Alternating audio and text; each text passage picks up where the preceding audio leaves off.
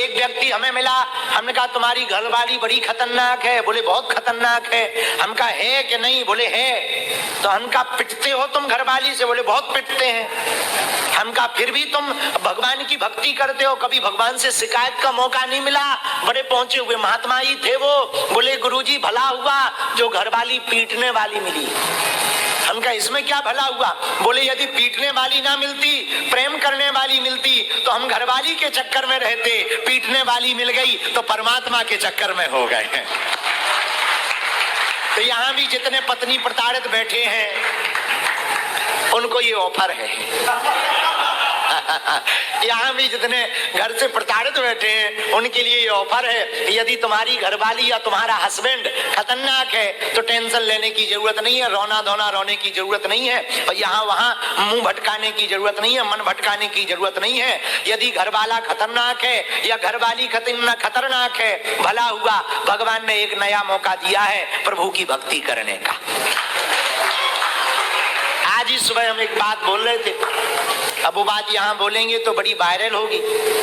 अब मन कह रहा बोले कि ना बोले, पर बोले बिना हम रह भी नहीं सकते।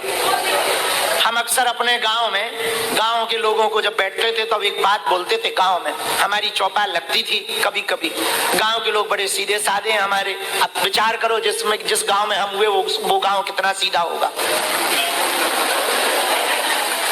चेक करने की जरूरत है।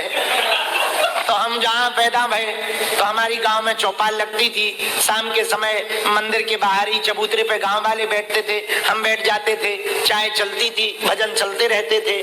तो हमने कहा भला हुआ हमारे पिताजी उल्टे निकले। तो गांव वाले हंसने लगे। क्यों?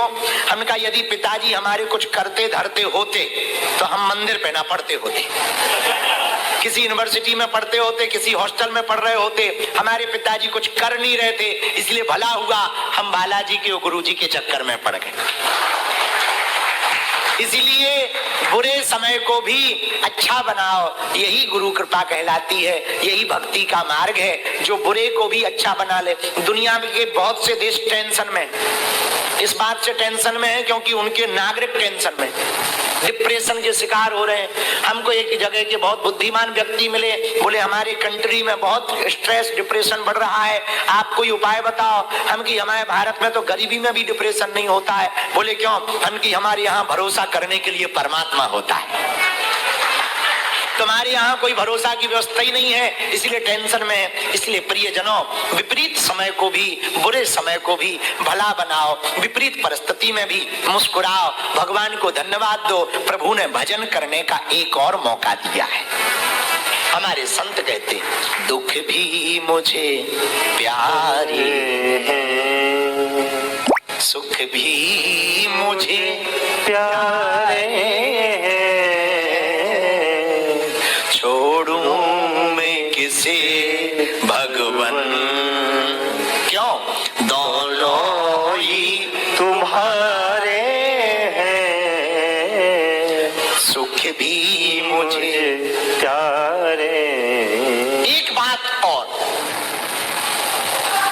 जिससे प्रेम हो वो आ जाए तो रातें कम लगती, ये लगने लगता रात ठहर जाए, समय और बढ़ जाए।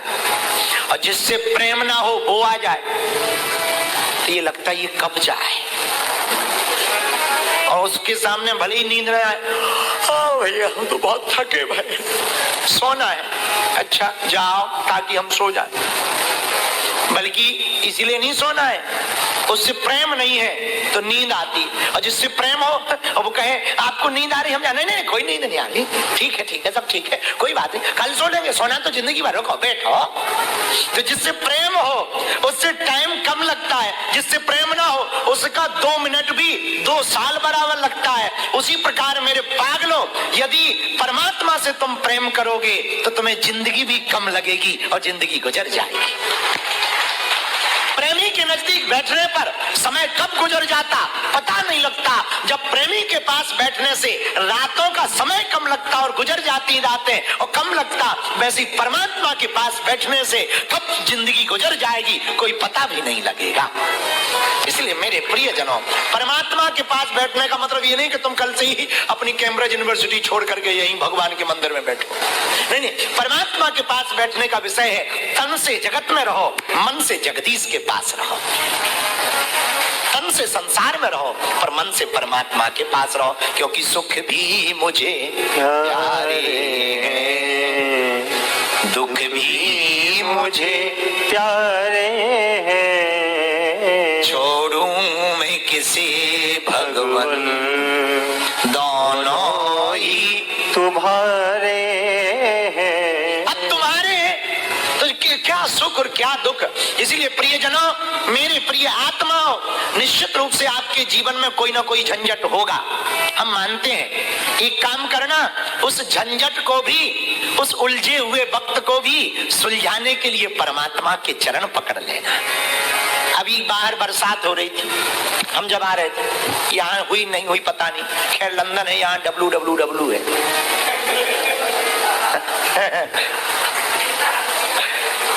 लंदन है, यहाँ कुछ भी कभी भी कुछ हो सकता है, यहाँ का तो ठीक ही है। तो हम जब निकल रहे थे बारिश हो रही थी, बारिश हो रही थी। बारिश से बचने के लिए जैसे छाता को लेते हैं हम, क्यों? बारिश से बच जाएंगे, गीले नहीं होंगे।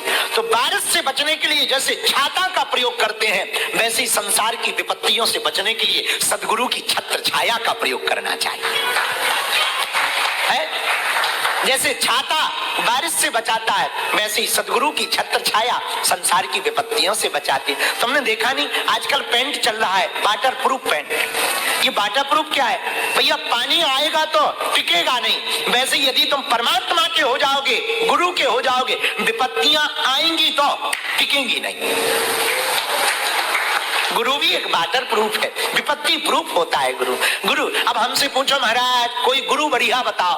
जय जय जय हनुमान गुसाई, कृपा करो गुरुदेव की नाम। हनुमान जी जैसा कौन दूसरा गुरु होगा? हनुमान जी है। इसलिए मेरे प्रियजनों, यदि हम हनुमान जी को गुरु रूप में पूजेंगे तो विपत्ति भी हमारी भक्ति बन जाएगी और विपत्ति भी परमात्मा की प्राप्ति का रास्ता बन जाएगी। इसलिए हनुमान जी के चरणों को पकड़ो, बोलो सीताराम, जोर से बोलो और जोर से बोलो। एक बात और, हमारे महात्मा बहुत प्रिय है, वो एक बात बहुत अच्छी बोलते थे, बोले सुनो, हिल के चलो, मिल के चलो, खिले रहो, खुले रहो, खुश रहो। खिले रहो, खुले रहो, खुश रहो। हमका संभव कैसे है?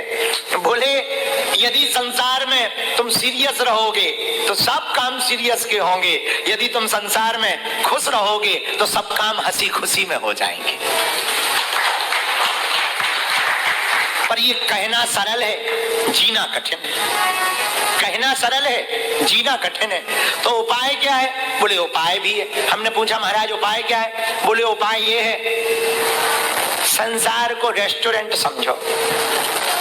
रेस्टोरेंट, हमका मतलब, बोले जैसे हम लोग रेस्टोरेंट में जाते हैं तो कमरा लेते हैं, होटल में जाते हैं कमरा लेते हैं, कमरा से मोह नहीं होता, उल्टा सामान यहाँ फेंकते वहां फेंकते, पैसा दिए हैं